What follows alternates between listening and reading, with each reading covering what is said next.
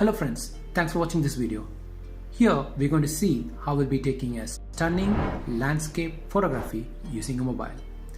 So how can I explain? Okay, say you have a photo like this and you want to convert it to look like this. That's all we're going to see. So stay tuned.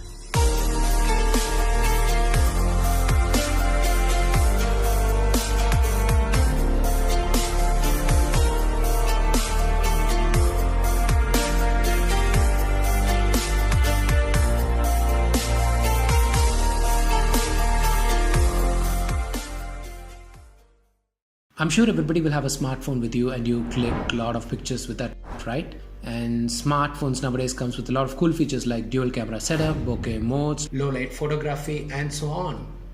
And into the topic, how you can take a good landscape photography with that. Just remember two rules when you take a landscape photograph with your mobile. Number one, always use a narrow aperture or a high f number between f16 to f22. Another way to say that, don't ever use a bokeh mode because you always wanted to have the whole picture in focus, and if you take in bokeh mode it's like the front object is focused and rest of things are blurred away. So that's not good when you take a landscape photography. You want everything to be in focus, and so don't do bokeh mode when you take a landscape photograph. The second rule that you have to know when you take a photograph is use rule of third. Imagine two vertical lines and two horizontal lines in the image that you're going to take, forming a 9 even squares, and if you keep the subject in the center of the square it will look good, but if you keep it off the center in the intersection of the lines it will give more aesthetic appeal to the photograph. Now that you have composed the photograph, so what's next? Real game changer is the post-processing.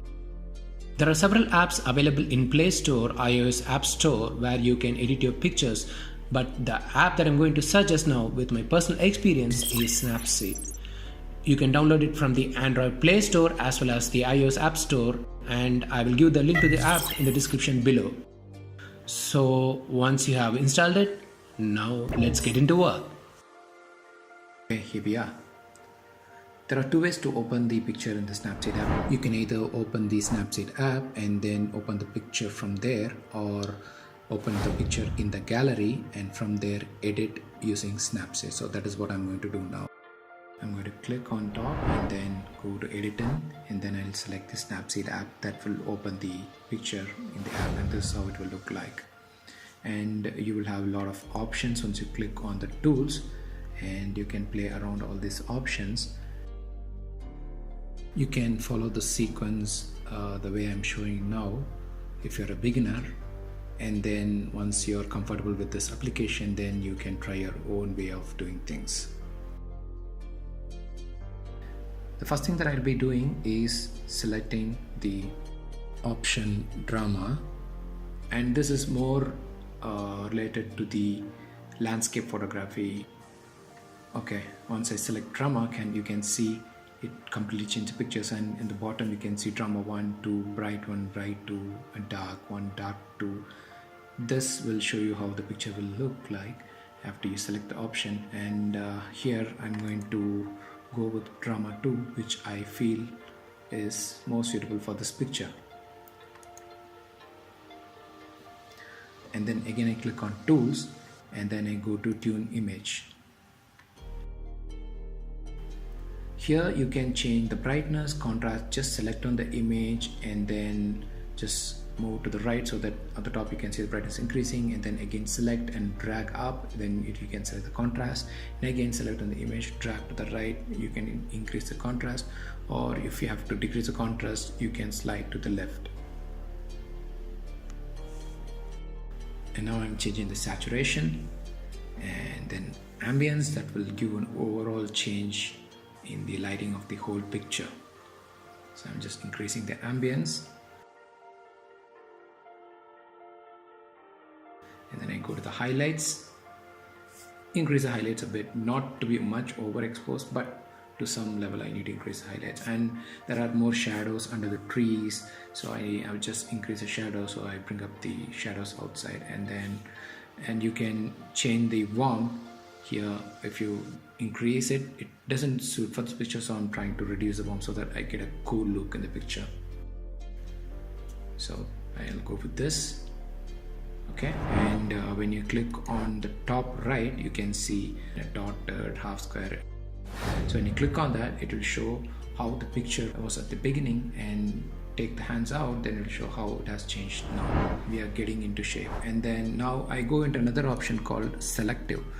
So far whatever we have done, if you change the brightness or saturation or ambience, all the things that we did in the tune image, it affected the whole image as such. But in this selective, it is like you wanted only certain portion of the image to get tuned, like you want to increase the brightness. So what I'm doing here is the top left corner, I see some dark spots of clouds there. I want to bring the brightness up only for that area. So I go to the selective and then click on the area where I need to make the change. Then it will affect only a particular range around that dot where I selected, and then there I can play around with brightness, contrast, saturation. And if I'm fine, then I click on tick mark, or if I don't want, I can click across the bottom left, or if I want to add one more selective point, I can click on the plus sign and have another selective point to make change. For now I'm fine with one, so I just selected yes. Okay, done. We are done with the image. So we got the image, just save it. Now it prepares and goes to the gallery, and it saves under a folder where you have, like, it should be a Snapseed folder. It gets saved in the gallery. You can see it from there. And there is another one thing you can, in case any part of the photo you feel like it is not good and you want to take off, and you can use this healing tool. I didn't do that in the previous image, but here is another image where I'm going to do that healing, so that you can also try that.